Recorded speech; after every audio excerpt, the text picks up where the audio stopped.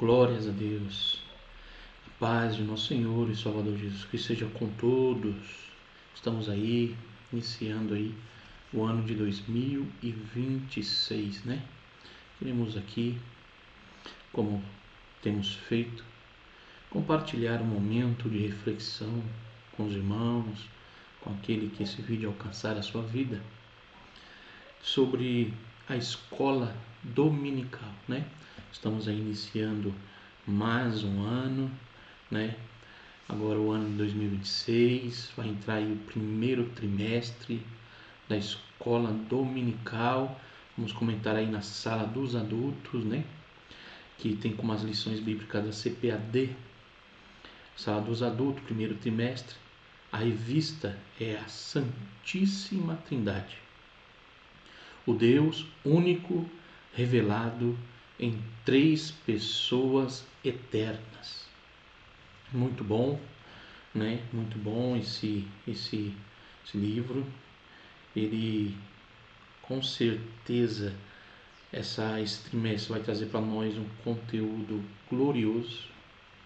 Com certeza vai ser lições maravilhosas nesse primeiro trimestre. E eu quero convidá-lo, né, a juntos meditarmos um pouco aí nessas lições do primeiro trimestre, né? A Santíssima Trindade, o Deus único revelado em três pessoas eternas. O comentarista desse trimestre da sala dos adultos é Douglas Batista. Pastor Douglas Batista, ele nos traz aí, né, esta rica matéria, esse rico estudo nesse trimestre, que vamos tratar aí o Deus único revelado em três pessoas eternas, né? E hoje nós vamos começar o nosso comentário, lógico, né, a lição de número 1, que é a lição de 4 de janeiro de 2026, o mistério da Santíssima Trindade, o mistério da Santíssima Trindade, né? E como de costume, e nós todos sabemos, a lição ela tem aí o texto áureo, que é um texto baseado para esta lição, e é um texto, eu amo a Bíblia, sempre vou falar um texto maravilhoso, né? Que se encontra em Mateus capítulo 3, né? Mateus capítulo de número 3, é o texto áureo. Você que estiver assistindo aí com tempo na sua televisão e puder abrir a sua Bíblia, quiser só acompanhar, você que está escutando no trem, no ônibus, acompanhe, nos acompanhe. Nós vamos fazer aqui a leitura do capítulo 3, o versículo 17 da palavra de Deus, o texto áureo, que diz assim, o versículo de número 17: E eis que uma voz dos céus dizia: Este é o meu filho amado, em quem me comprazo. Este é o meu filho amado, em quem me comprazo. Este é o texto áureo, né? E a verdade prática do texto áureo diz assim: a doutrina da Trindade é central à fé cristã. Um só Deus em três pessoas que coexistem e atuam harmoniosamente na obra da redenção, né? Sabemos que existe aí aqueles que não acreditam na Trindade, mas nós estamos tratando aqui no pensamento pentecostal, no qual a Assembleia de Deus está inserido, e nós acreditamos na doutrina da Trindade, que é central na fé cristã. Essa é a verdade prática para nós.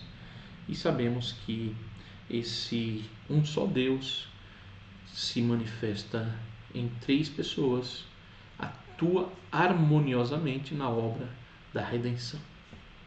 A leitura diária, né, ou a leitura que nós fazemos de segunda a sábado, depois temos a leitura bíblica clássica, que eu costumo dizer que é a leitura de domingo.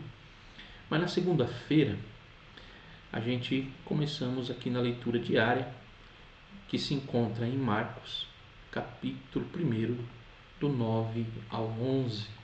Marcos, capítulo 1, versículo 9 ao 11, que diz assim: E aconteceu naqueles dias que Jesus, tendo ido de Nazaré da Galileia, foi batizado por João no Rio Jordão. E logo que saiu da água, viu os céus abertos e o Espírito, que como pomba descia sobre ele. E ouviu-se uma voz dos céus que dizia: Tu és o meu Filho amado, em quem me comprazo. A Trindade, ela é revelada no batismo de Jesus. E fica aqui claro para nós, né? Aqui, biblicamente, não precisa pegar nenhum outro texto para a gente poder já identificar em um único texto que aqui nós encontramos a Trindade. Olha só. E aconteceu naqueles dias que Jesus, tendo ido de Nazaré da Galileia, foi batizado por João no Rio Jordão. E logo que saiu da água, viu os céus abertos, e o Espírito que como pomba descia sobre ele. Aí. Esse Espírito sabemos que é o Espírito Santo de Deus. Então, desceu sobre ele, sobre Jesus. Jesus e o Espírito Santo. E no versículo 11, e se ouviu uma voz dos céus, olha aí, que dizia: Tu és o meu Filho amado, em quem me comprazo. Então aqui mostra-se que Jesus estava sendo batizado por João. Fica nítido, né, essa explicação. Jesus sendo batizado por João Batista. O Espírito desce como pomba. E ainda nos céus abertos, uma voz diz: Este é o meu Filho amado. Então fica aí claro, nítido para nós, né, a revelação da Trindade nessa passagem de Marcos. Bem simples, ele não era o assunto que estava tratando, mas nós conseguimos identificar a Trindade no batismo de Jesus. Fica fácil, né? A leitura de terça-feira se encontra em Isaías 42 e 1. A leitura da terça-feira se encontra em Isaías, capítulo 42, versículo 1, que diz assim a palavra de Deus: Eis aqui o meu servo, olha aí, a quem sustento, o meu eleito, em quem se compraz a minha alma. Pus, olha aí, o meu espírito sobre ele. Juízo produzirá entre os gentios. Então fica aí, olha só, que Isaías está falando, o servo do Senhor em quem Deus se compraz. Então, a leitura aqui que nós lemos, o próprio Deus vai dizer: está aí o meu servo, né? Quando Isaías falou lá atrás sobre o servo, né, que ele iria, o seu eleito, aquele que ele se compaz dele, o Senhor colocaria o seu espírito sobre ele e ele traria ou produziria juízo entre os gentios, né? E começa assim aqui uma profecia de Isaías. Nós vamos ver aqui que no batismo se cumpre isso. Por quê? O Senhor se compraz de Jesus, seu servo, ou seu filho, enche-o do seu Espírito, desce sobre ele o Espírito, e o Senhor fala confirmando o que ele falou através do profeta Isaías, né? A leitura da quarta-feira, Mateus 28, 19, aqui é só para nós lermos e já irmos analisando os textos, né? Não são a gente teremos mais comentários detalhados, que é só para a gente ir lendo o texto e já a nossa mente ir trabalhando. Então nós lemos esses versículos para a mente ir abrindo e a gente ir juntando as peças para entendermos aí o assunto da lição, né? Mateus capítulo 28 e 19. Também temos esse texto aqui na leitura da quarta-feira.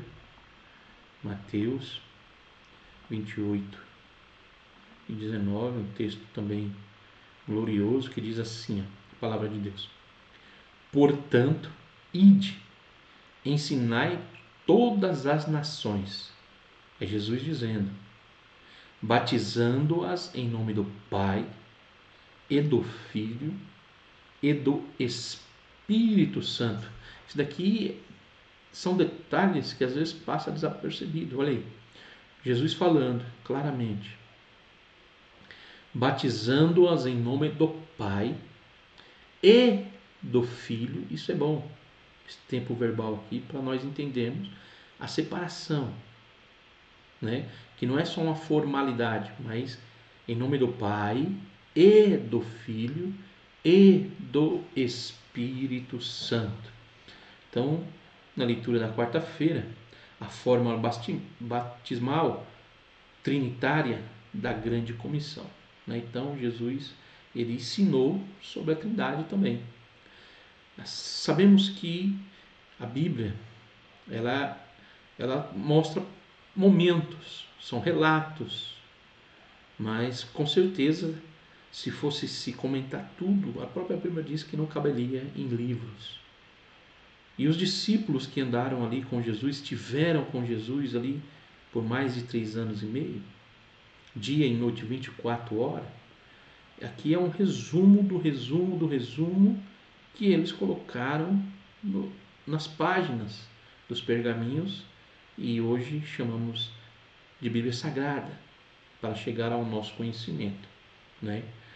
A leitura da quinta-feira se encontra segunda aos Coríntios 13 e 13, né? A leitura da quinta-feira, segunda aos Coríntios 13 e 13.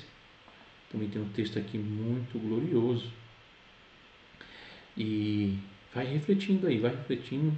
Nós vamos entrar na lição. Estamos só na leitura diária, dia após dia, né? Daquilo que nosso pastor comentarista ele colocou para nós aí já na primeira lição textos magníficos para a gente irmos refletindo e meditando aí sobre a Trindade, né? Estou com a minha Bíblia aqui aberta online, tá bom? Para ler para vocês. Diz assim, ó, a graça do Senhor Jesus Cristo. Olha aí, a graça do Senhor Jesus Cristo. Que é graça? Aprendemos já. Favor imerecido, é a dispensação que estamos agora.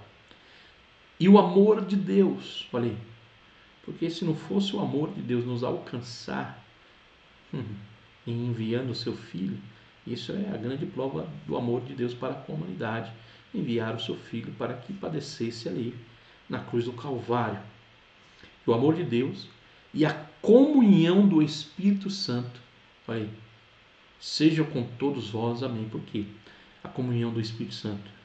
Porque a palavra diz que não devemos entristecer o Espírito Santo de Deus, sem o qual ninguém verá o Senhor, né? Então aqui é outro texto glorioso, que é a leitura da quinta-feira, diz assim, a bênção apostólica e a comunhão trinitária, né? Então dentro da bênção apostólica nós já encontramos aí a Trindade, né? A leitura de sexta está em Efésios 4, 4 ao 6. Efésios 4, 4 ao 6, que diz assim a palavra de Deus para nós. Há um só corpo e um só Espírito, como também fostes chamados em uma só esperança da vossa vocação. Um só Senhor, uma só fé, um só batismo, um só Deus e Pai de todos, o qual é sobre todos e por todos e em todos. Olha aí, que leitura, hein? Então quer dizer, Paulo está dizendo aos Efésios que há um só Espírito, um só Senhor, um só Deus. Então, um só Espírito, um só Senhor e um só Deus. O Espírito Santo, Jesus e Deus. O Senhor para nós hoje é Jesus. E Deus é Deus Pai. E o Espírito Santo é o Espírito Santo. Então Paulo está ensinando aos Efésios que há só um Espírito, um só Senhor e um só Deus. A leitura de sábado, 1 Pedro, capítulo 1 e versículo 2, 1 Pedro 1 e 2, que diz assim, 1 Pedro 1 e 2,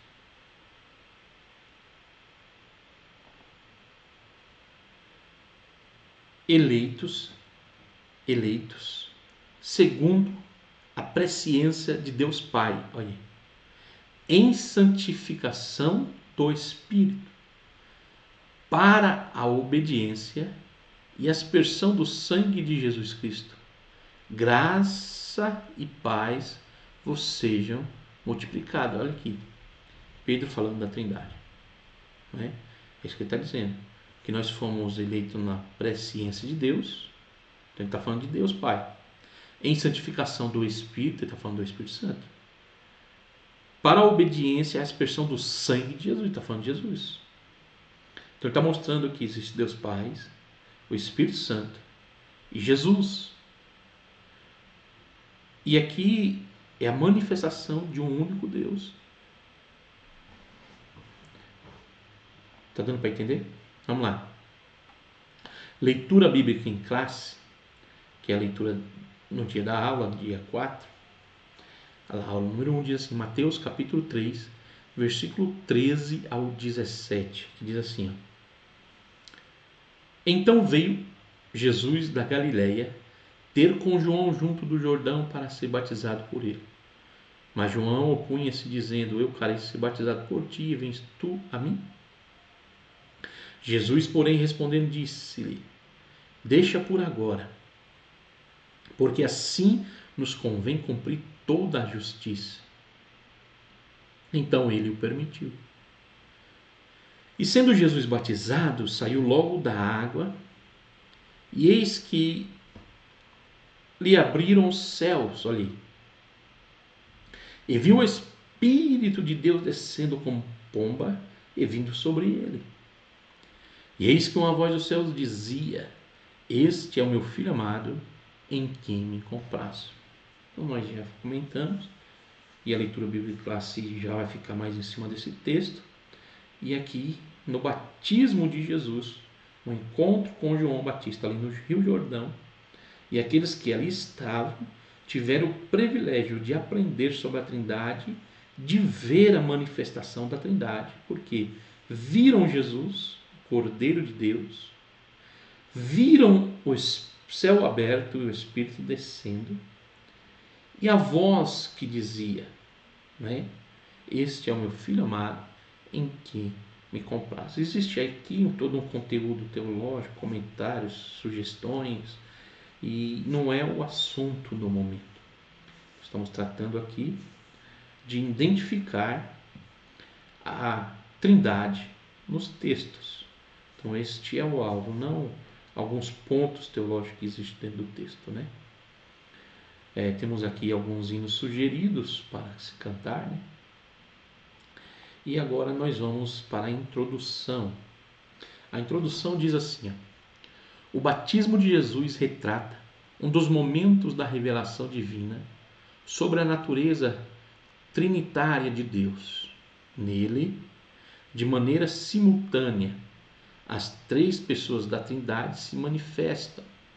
O Filho é batizado, o Espírito Santo desce como pomba e o Pai fala dos céus. O episódio fornece uma base sólida para a doutrina da Trindade. Nesta lição, vamos abordar o mistério da Trindade sobre três aspectos: a revelação do batismo de Jesus, a distinção e unidade das pessoas divinas e a relevância da Trindade para a fé cristã. Então, em torno desse texto do batismo, focando a doutrina da Trindade, nós conseguimos uma base para dar início, né? Uma base sólida, mas para dar início a toda a pesquisa, todo o conteúdo, para darmos os passos, para entendermos sobre esse Deus trino, né? Sobre a Trindade, sobre a natureza trinitária de Deus, sobre a manifestação de Deus através de Deus Pai, Deus Filho e Deus Espírito Santo. Então está aí a introdução, e a palavra-chave para nós é Trindade. A lição de número 1, a palavra-chave é Trindade. Só relembrando que a lição de hoje é o mistério da Santíssima Trindade. O mistério da Santíssima Trindade, porque é um mistério que tem que ser revelado ao homem para que assim ele entenda, né? A mente humana, às vezes, ela tem dificuldade, ela tem, por nós sermos muitos materialistas, temos essa dificuldade de entender e compreender esta manifestação trinitária de Deus, né? Então vamos para o ponto 1. A revelação trinitária do batismo de Jesus. Olha aí, o batismo de Jesus, um texto importante para a doutrina da Trindade. Texto às vezes muito pouco pregado, muito pouco falado. Parece que não tem muita coisa ali, quando se faz uma leitura passando desapercebido, que nesse texto da Trindade, do batismo de Jesus, está uma base sólida para iniciarmos os nossos estudos, pesquisas, né, dentro do pensamento, da descoberta, do entendimento e da revelação sobre a Trindade para o ser humano. Então, tópico 1, a revelação trinitária do batismo de Jesus. Vamos lá. 1. O batismo do Filho, a obediência de Cristo. Que obediência, hein? Falando em obediência, será que de fato somos obedientes? Será que temos sido obedientes à voz de Deus, ao chamado de Deus para nossas vidas, a determinação? Vamos lá, Jesus, o Deus encarnado, né? Jesus, o Deus encarnado. João capítulo 1, né? João capítulo 1, versículo 14. É bom a gente lermos, né? João capítulo 1, versículo 14, que diz assim, texto gostoso de ler. E o Verbo se fez carne, vamos ler devagar. E o Verbo se fez carne e habitou entre nós. Olha aí. E vimos a sua glória, como a glória do unigênito do Pai, cheio de graça e de verdade. E o Verbo se fez carne. Quem é o Verbo, irmãos? Jesus Cristo. Se nós olharmos o texto aqui de João, capítulo 1, versículo 1, vai dizer assim, no princípio, lá na criação, era o Verbo, e o Verbo estava com Deus, quer dizer, o Verbo é a palavra estava com Deus, e o Verbo era Deus, e a palavra era Deus, e ele estava no princípio com Deus. Olha, todas as coisas foram feitas por ele, e sem ele nada do que foi feito se fez. Então Jesus estava na criação, Jesus estava no princípio, e diz que tudo foi feito por ele, e nada sem ele do que foi feito se fez. Nele estava a vida, e a vida era a luz dos homens. Nele estava a vida, desde a criação. Nele estava a vida. Nele quem? Em Jesus, né? Vamos lá. Desceu as águas do Jordão para ser batizado por João Batista, que é o texto que lemos. Este ato, à primeira vista, pode parecer desnecessário, já que Jesus não era um pecador. Nós falamos tantos que só batizamos adulto para arrependimento dos seus pecados, né? e que por isso não batizamos criança, porque do reino dos céus já é das crianças, é o reino dos céus. E por que Jesus, né, veio se batizar se não tinha pecado? Então pode parecer de fato que não era necessário Jesus ser batizado porque não tinha pecado, né? Mas vamos ler o que diz segundo aos Coríntios 5:21. Paulo está dizendo na segunda carta aos Coríntios, né? Capítulo 5, 21. O que Paulo está dizendo aqui? Vamos ver. Capítulo 5, versículo 21, ele está dizendo assim aos Coríntios: aquele ali que não conheceu o pecado, o fez pecado por nós, para que nele fôssemos feitos justiça de Deus. Olha aí. Então Jesus se fez e ele cumpriu tudo em nosso lugar. Ele nos mostrou o caminho, porque ele diz assim, ó, quando é perguntado, mostra-nos o caminho, Jesus diz: eu sou o caminho, a verdade e a vida. Então, Jesus mostrou à humanidade o caminho, como trilhar o caminho da salvação, né?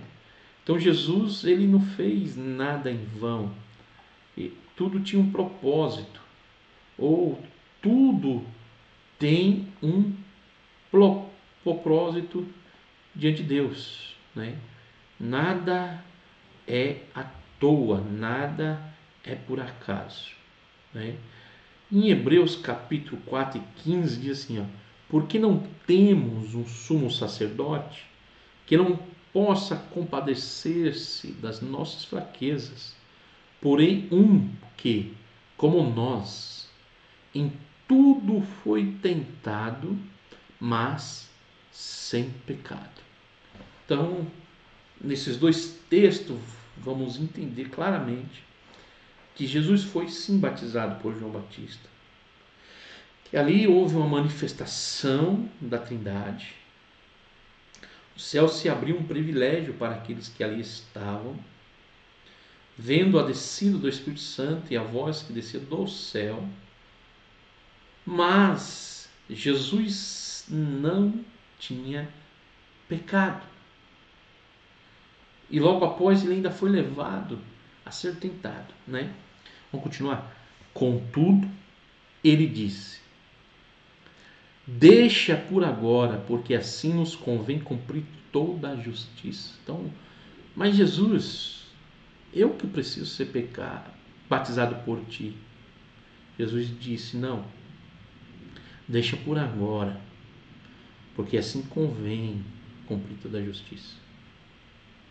Assim está determinado o que eu faça, que eu dê o exemplo, que eu cumpra todo o processo, que eu ensine o caminho, que eu mostre passo a passo como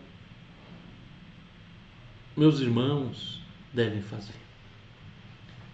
Então Jesus, como um bom rabi, como um bom mestre que é, ele não só falou e ensinou, mas ele fez, ele praticou, ele executou, ele deu exemplo, ele lavou os pés dos seus discípulos. E isso no natural, mas ele, sendo o Rei da glória, se despojou-se de toda a sua glória, de toda a sua plenitude, de toda a sua divindade, e em forma de homem padeceu. Na sua encarnação, o Deus encarnado entre nós, ele padeceu tudo, se fez pecado por nós, né? Jesus não precisava ser batizado como uma forma de expressar arrependimento, não. Contudo, ele submeteu-se a esta tradição judaica, associando-se à condição dos pecadores que veio salvar. Então Jesus, ele se colocou no lugar do pecador. Mateus capítulo 5, né? E versículo 17,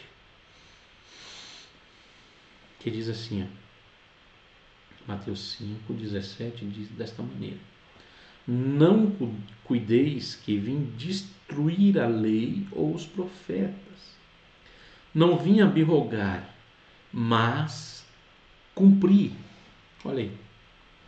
Não vim abrogar, mas cumprir toda a lei e os profetas. Eu vou até anotar esse versículo aqui. Ele me deu aqui algo maravilhoso, né? Mateus 5 e 17. Texto maravilhoso, né? Continuar a leitura. Assim, o batismo de Jesus é um gesto de identificação com a humanidade pecadora e uma atitude de obediência ao plano redentor do Pai. Esse é o início visível da missão messiânica, que culminaria na cruz. Filipenses capítulo 2 e 8. Aos Filipenses 2 e 8. Paulo escrevendo aos Filipenses 2 e 8, ele diz assim, olha só que texto maravilhoso. E achando na forma de homem, olha aí, humilhou-se a si mesmo, sendo obediente até a morte e morte de cruz. Olha aí. Tem gente que não quer se humilhar, tem gente que não quer se prostrar, tem gente que não quer ser afrontado, tem gente que não quer nem ser corrigido. E a Bíblia nos ensina que o melhor irmão, o melhor amigo é aquele que nos corrige, é aquele que nos ensina o caminho correto, aqueles que não colocam. Mas hoje vivemos um momento que a cobrança e a correção ela não é bem vista. O incentivo a ser fiel não é bem visto. Mas Jesus, achando-se em forma de homem, humilhou-se a si mesmo, sendo obediente. Ser obediente hoje tá difícil, irmãos. Como tá difícil obedecer se não há resultado agradável. Obedecer para a honra, para ser honrado, ainda fazem. Mas obedecer para a humilhação, obedecer para o sofrimento, não querem mais. Ponto 2. A descida do Espírito, a unção para o ministério. Olha aí. A descida do Espírito, a unção para o ministério. Então, o batismo de Jesus não foi algo insignificante e desnecessário. Nós vamos ver que quando o Espírito desce sobre Jesus, ali continuam a acontecer coisas, que por isso que precisa o obreiro, o irmão, a irmã, principalmente o obreiro, ter um contato diário com a palavra, pesquisar, estudar teologia, buscar boas fontes, bons mestres, se orientar pela palavra, ter bons livros, bons mentores, né? Para entender, para poder ter um bom uso da interpretação bíblica, para usar bem a hermenêutica, a exegese do texto, para ele começar a identificar e pautar que no batismo há um acontecimento que é a descida do Espírito. Então, a descida do Espírito, a unção para o ministério, que começou ali o ministério de Jesus, ali ele começou e deu início logo após a tentação a mostrar-se melhor, a revelar-se de fato qual era a sua missão. Olha aí, logo após sair das águas, Jesus viu os céus se abrirem e o Espírito Santo desceu sobre ele em forma corpórea como uma pomba. Mateus 3,16, Marcos 1,10, Lucas 3,22, João 1,32. Esta manifestação visível indicava ser o Messias prometido, o Cristo, literalmente o ungido de Deus. Isaías 11:12, né? O profeta Isaías 11:12, ele vai falar sobre isso no capítulo 11 de Isaías. E o versículo de número 12, que diz assim, Isaías 11:12: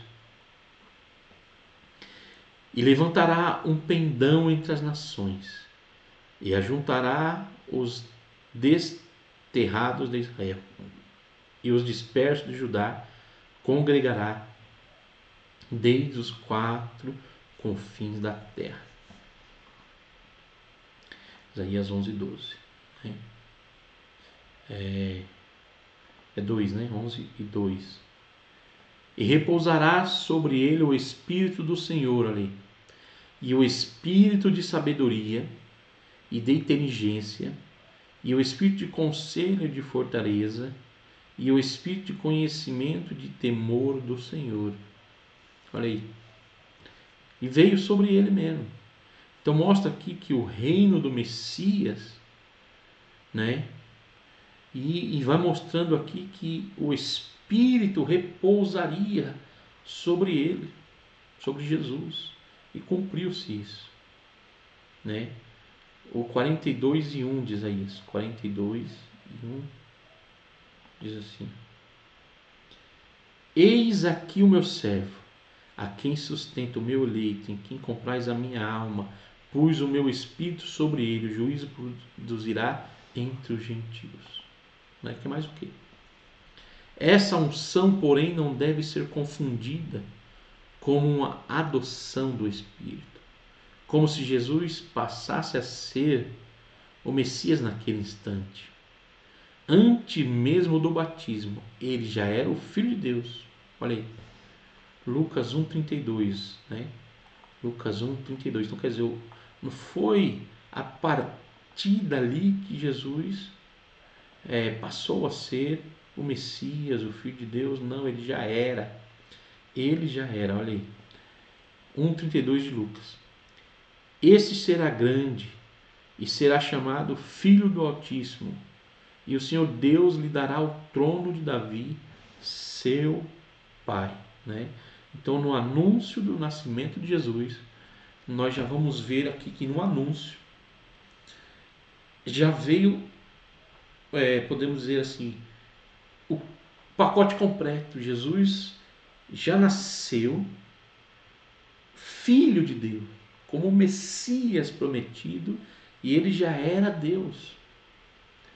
Essa manifestação, esse descer sobre ele o Espírito, era para cumprir as profecias, cumprir o juízo, porque ele mesmo disse que ele não veio aniquilar, mas ele veio cumprir. E tantas profecias se cumpriram sobre a vida de Jesus, porém, não deram, não pontuaram, não compreenderam, né? Então Jesus já era desde o nascimento, né? Portanto, a vinda do Espírito sobre Jesus na ocasião do batismo representa a sua unção pública e visível, marcando o início de seu ministério terreno e capacitando-o para cumprir a missão redentora, conforme as profecias messiânicas de Isaías 61, como Lucas também no capítulo 4. É mais ou menos bem diferente, mas para nós entendermos, tem muitas pessoas que dizem assim: eu tenho um chamado de Deus na minha vida. Sim, mas você precisa haver publicamente essa unção sobre a sua vida. Então Jesus já era o Filho de Deus, mas ele precisava ir até João, para que ali ele fosse batizado por João, para que ali o Espírito Santo descesse e o céu se abrisse, e assim ele desse início com toda a autoridade, cumprindo as profecias, cumprindo o que estava determinado, passo a passo, desse início a um ministério que foi entregue a ele. Tem pessoas que ela não entende que ela tem que cumprir etapas em sua vida. Tem pessoas que recebem a profecia é verdadeira, recebe revelações verdadeiras, mas ele se precipita, ele pula etapas, ele não espera, ele não vai ao lugar certo, ele não permanece na posição que ele deveria ficar. Jesus, ele esperou o momento até que João Batista estivesse ali no Jordão, e Jesus já com a idade exata, que ele poderia agora sim dar início ao seu ministério, já estava fora da tutela do pai e da mãe, e agora ele estava ali, pronto, dentro do costume, da cultura, da liturgia, do plano divino, dentro do cumprimento das profecias e do juízo. Então Jesus, ele cumpriu tudo, sem pressa. Diz a palavra que Jesus, mesmo sendo Deus, não usou por usurpação ser igual a Deus. Pessoas que têm o chamado de Deus, têm a promessa de Deus, prega bem, canta bem, e daqui a pouco ela não quer ir até João Batista, ser humilhado, ser batizado, se prostrar, porque ele acha que ele é maior que João Batista. E o João Batista às vezes até o reconhece como maior. Mas Jesus vai dizer, por enquanto basta que seja assim. Porque pela nossa liturgia o maior abençoa o menor. Então era impossível aos olhos nossos Jesus se prostrar ali diante e ser batizado por João Batista, mas era o contrário. Mas Jesus falou, basta que por enquanto seja assim. Então, meu irmão, minha irmã, você tem um líder sobre a sua vida, você tem um ungido sobre a tua vida. João Batista era cheio do Espírito desde o ventre. Nós só vamos encontrar João Batista cheio desde o ventre, como Jesus, tinha Jesus. Nós só vamos encontrar Daniel, que era um homem que tinha um espírito excelente dos deuses. Não tem outro. Então, João Batista, ele estava ali para fazer a vontade do Pai, como Jesus também. E hoje tem pessoas tão arrogantes, grandes demais, que não se submete às autoridades eclesiásticas. Ele já se acha maior, ele já se acha grande, ele toma suas próprias decisões, ele toma seus próprios caminhos, ele não se apresenta mais a João Batista, ele já não bate mais continência a João Batista, porque ele acha que já é superior a João Batista e despreza o João Batista.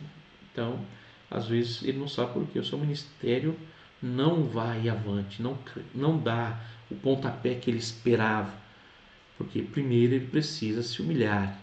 Jesus se humilhou ali no batismo, passou por aquela situação, se prostrando, sendo batizado, fazendo o pecador em nosso lugar, para cumprir todo o juízo. 3.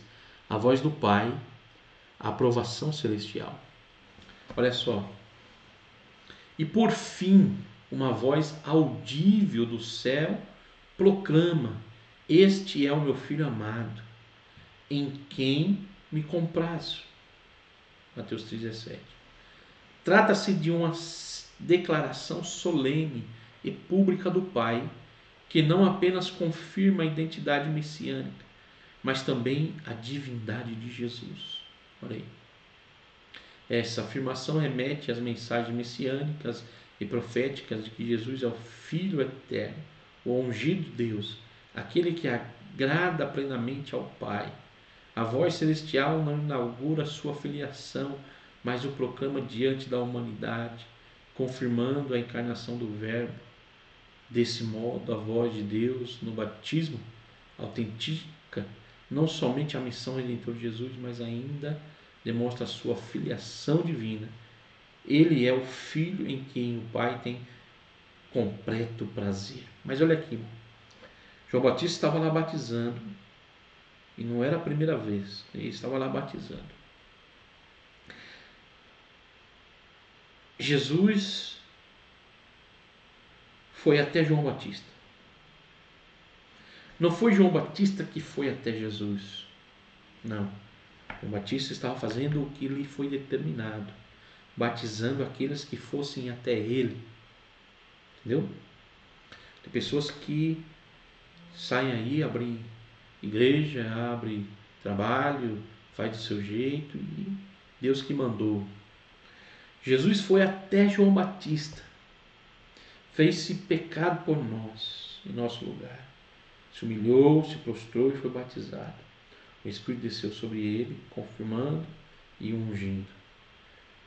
Mas o céu se abriu e a voz de Deus, com aprovação de tudo aquilo, uma voz audível. O céu só se abriu e a voz de Deus surgiu só quando Jesus foi até João Batista, se humilhou e foi batizado. E quando ele saiu, foi que o Espírito desceu sobre ele e que os céus se abriram. Então você vê que Jesus ele passou pelo processo. Mesmo sendo Deus, não usou por usurpação ser igual a Deus. Tem pessoas aí que não quer ir até o teu líder, não quer pedir perdão, não quer se humilhar para o líder, não quer se prostrar, não quer servir duro, não quer se obedecer. Ele se acha o maioral. E o seu ministério fica travado, porque o céu não vai se abrir enquanto você não for pelo caminho correto. Então, quando você tem um líder, quando você tem alguém sobre a sua vida, lembre-se que é quando você se humilha e se coloca na posição de servo, é só nesse momento, após o João Batista limpou a mão, não interessa se ele é aquele que se veste mal, não importa que ele come gafanhoto e mel silvestre, não importa se ele é analfabeto, se ele é pobre, se ele é rico, se ele fala bem, se não fala bem, não importa se ele é alemão, se ele é brasileiro, não importa. O que importa é que existe o João Batista e Jesus só deu início, só viu o céu aberto quando ele foi até João Batista. Então você quer ver o céu aberto sobre a sua vida? Obedeça. Você quer que o céu se abra sobre a sua vida? Ande pelo caminho correto, né? Se humilhe. Então, a revelação da Trindade no batismo de Jesus confirma que o Pai, o Filho e o Espírito Santo coexistem eternamente e atuam harmoniosamente na obra da redenção. Então, não tem como dar um jeitinho, tem que ter harmonia, passo a passo, correto, né? Então, o batismo ele é um ritual iniciatório do cristianismo, né? Então, é um ritual de grande importância para conectar o indivíduo a Cristo e a comunidade maior de crente. Então, é o início. O batismo carrega um simbolismo, uma tradição, sim, mas é uma conexão também, é um pacto, é um ritual de purificação, de regeneração, de renovação. O batismo de João Batista, ele é para o arrependimento, e hoje, até hoje, Jesus deu o exemplo que até hoje é para o arrependimento, e o homem precisa cumprir essas etapas, né? Então, Deus ele é trino, isto é, 3 em 1. Ele é um Deus, um único ser, né? Que se revelou em 3 pessoas distintas, não separadas, mas interrelacionadas e completamente unidas, Pai, Filho e Espírito Santo, né? Temos aí vários textos, cada pessoa é completamente divina, isto é, completamente Deus, igual às outras, no entanto, não são 3 deuses, mas apenas um Deus, né? Então, busque ampliar mais seu conhecimento. E se você tem aí uma Bíblia de estudo pentecostal, né, uma edição global, tem aí um estudo sobre Deus é trino, né? Então pegue ela, é um auxílio muito bom. Fica aí uma recomendação, a Bíblia de Estudo Pentecostal, para você adquiri-la. Tópico 2, a distinção e a unidade das pessoas divinas. A unidade e distinção pessoal. A doutrina da Trindade afirma que Deus é uma só essência, né? Mas subsistem 3 pessoas distintas. A obra da redenção, por exemplo, é trinitária em sua essência. Olha aí. O Pai planeja e elege. Efésios 1 e 4. Vamos ler lá? Carta de Paulo aos Efésios 1 e 4 diz assim. Paulo aos Efésios 1 e 4. Como também nos elegeu nele antes da fundação do mundo, para que fôssemos santos e irrepreensíveis diante dele em amor. Irmão, irmã, Deus te elegeu a si, a você, para que você seja irrepreensível. Então, por que Jesus cumpriu tudo? Até o batismo ele se prostrou ali para que João Batista o batizasse, para que ele cumprisse toda a justiça. Então, não foi à toa, não, teve um propósito nobre, importante, né? Então, seja inteligente, seja sábio. A obra da redenção, né? Ela tem a sua essência. Então Deus ele planeja e elege. O Filho executa a obra expiatória, né? Então o Filho veio para executar. João 3,16. Deus amou o mundo de tal maneira, o amor de Deus para com o mundo, que enviou o seu Filho único, unigênito, para que todo aquele que nele crê não pereça, mas tenha a vida eterna. E o Espírito aplica os benefícios da salvação, né? Tito 3,5. Vamos fazer essa leitura de Tito 3,5. Capítulo 3 de Tito, versículo 5, que diz assim: não pelas obras de justiça que houvéssemos feito, mas, segundo a sua misericórdia, nos salvou pela lavagem da regeneração e da renovação do Espírito Santo. Então não é segundo as obras, mas é pela ação do Espírito Santo, né? Então tá aí para nós entendermos passo a passo o que cada um faz, a unidade e a distinção. É um único Deus, mas são distintos em 3. Né? Então, a obra da redenção, né, com Jesus, né? Então Deus planeja e elege, e o Filho executa, e o Espírito Santo, né? Ele aplica os benefícios da salvação. Assim, a unidade divina, longe de contradizer a Trindade, é enriquecida por ela, revelando um Deus que é ao mesmo tempo uno em essência e triuno em pessoa. O Deus bíblico não é uma unidade absoluta, monolítica ou impessoal, mas sim uma unidade composta e dinâmica, eternamente subsistente em 3 pessoas distintas: Pai, Filho e Espírito Santo. 2. A pluralidade na unidade do Antigo Testamento. O Antigo Testamento aponta para uma pluralidade dentro da unidade divina. O nome hebraico Elohim, plural de Eloá, é utilizado para designar o Deus único de Israel. No princípio criou Deus, Elohim, os céus e a terra. Gênesis 1. No texto, o sujeito Deus está no plural, enquanto o verbo criou, bara, está no singular. indicando uma pluralidade pessoal em uma única essência divina. Essa estrutura gramatical em comum reaparece em outros textos bíblicos.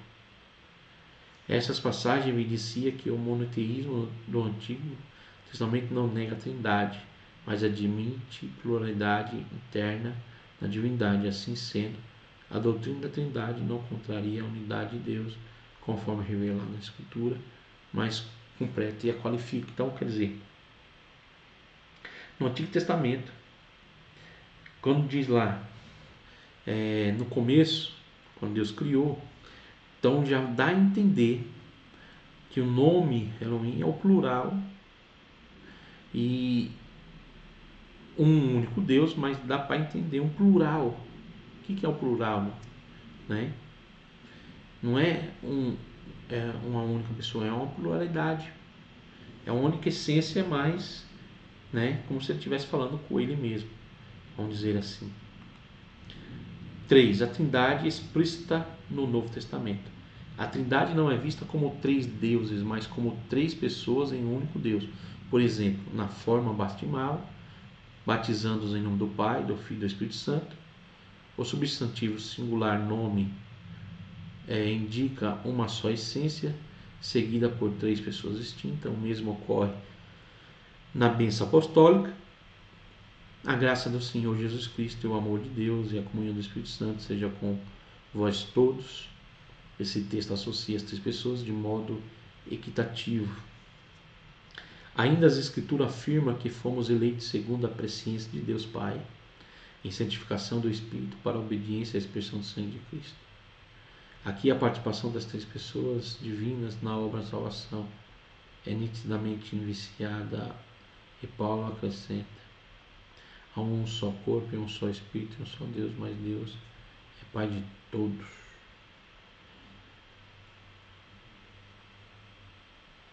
E aí? Deu para entender? Que coisa gloriosa. Eu estou aqui flutuando no texto. Estou aqui flutuando. Olha aí. Aqui a participação das 3 pessoas divinas na obra da salvação é nitidamente evidenciada. E Paulo acrescenta: há um só corpo, um só Espírito, um só Senhor, um só Deus e Pai de todos. Então tá fácil, né? A unidade e a distinção das pessoas divinas mostra que a Trindade não é 3 deuses, mas um só Deus, em essência revelado como o Pai e o Espírito Santo. Um dicionário bíblico é bom, irmãos. Um dicionário bíblico é bom, né? Deus, o nome pessoal de Deus, mais importante é Yahvé, ou tetragrama lá, né? Que é traduzido na maioria das Bíblias por Senhor. Na sarça ardente, no deserto de Horeb, Deus primeiramente revelou a Moisés o seu nome pessoal em forma de sentença: eu sou o que sou. Embora o ponto de debate no nome divino parece originar-se de forma abreviada dessa frase, né? Então, entender o nome de Deus no original também é bom para identificarmos dentro dos textos quando é Deus, quando é Jesus e quando é o Espírito Santo. Fica mais fácil, né? A relevância da Trindade para a fé cristã. 1. Desenvolvimento doutrinário da Trindade. A doutrina da Trindade não é uma elaboração tardia da fé cristã. Ela emerge das Escrituras como a revelação progressiva do Deus vivo. Sua plena compreensão foi definida nos primeiros séculos da Igreja. O Concílio de Nicéia, 325 d.C., proclamou que o Filho é da mesma substância do Pai, condenando a ideia de que ele fosse uma criatura exaltada. O Concílio de Constantinopla, 381 d.C., completou a formulação trinitária ao afirmar que a divindade do Espírito Santo, desde os primeiros séculos, estudiosos da fé cristã têm ensinado a perfeita unidade em Deus, sem confundir a identidade de cada pessoa divina. Assim aprendemos que o Pai, eterno e não gerado, é fonte, o Filho é gerado do Pai, e o Espírito Santo procede do Pai e do Filho. Desse modo, O apóstolo Paulo ensina a natureza trinitária da espiritualidade cristã. O cristão ora ao Pai por meio do Filho, no poder do Espírito Santo. Efésios 2, 13 e 18. Vamos ler? Efésios 2,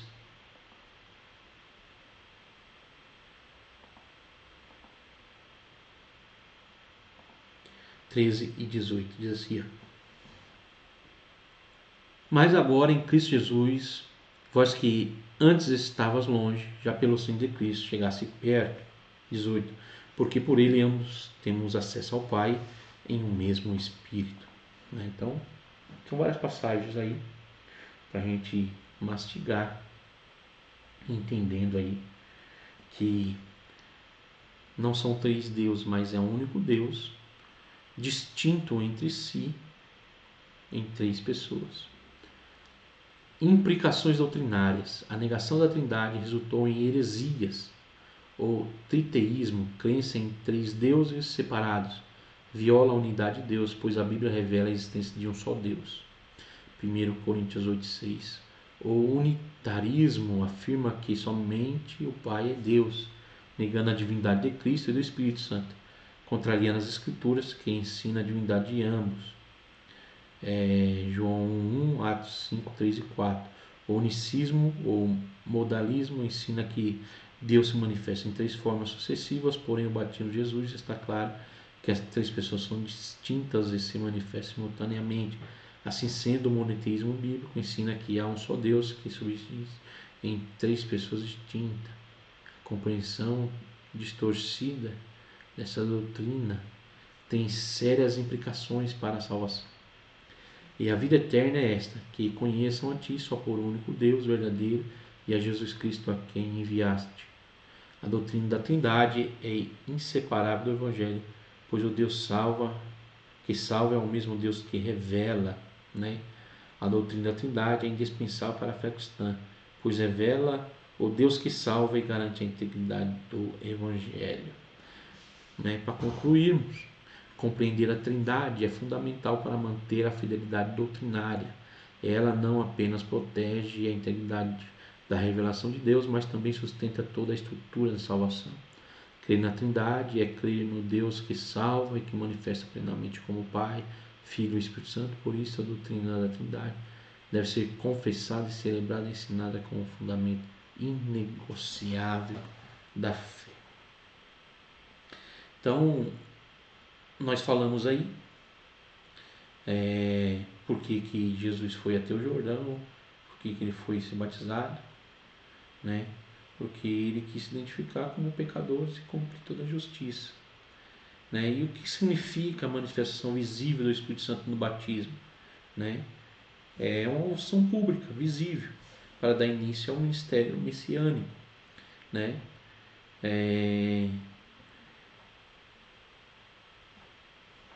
Por exemplo, qual é a diferença entre o triteísmo, unitarismo e unicismo? Que nós citamos aí no finalzinho, bem por cima, né?